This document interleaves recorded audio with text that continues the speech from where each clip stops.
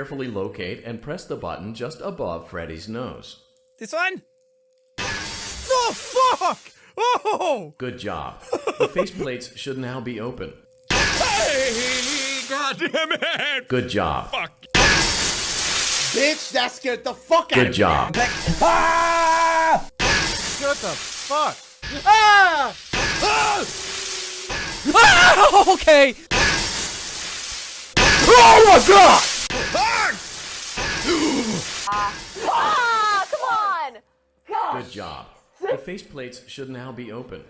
Locate and press the small button on the underside of Freddy's endoskeleton jaw. That was the worst. You will now be required to remove the secondary power module from the Bonnie hand puppet. Press the large black button beneath Bonnie's bow tie to release the power module. Boy! It's gone! It's gone! Do you see the screen? Module. Where is it? It's not here! Is he there? No. Oh! Fuck! I don't like this shuffling shit I'm hearing. Oh my god!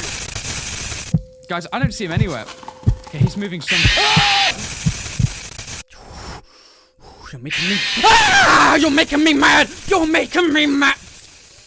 I see it. Okay. See that? He's coming out.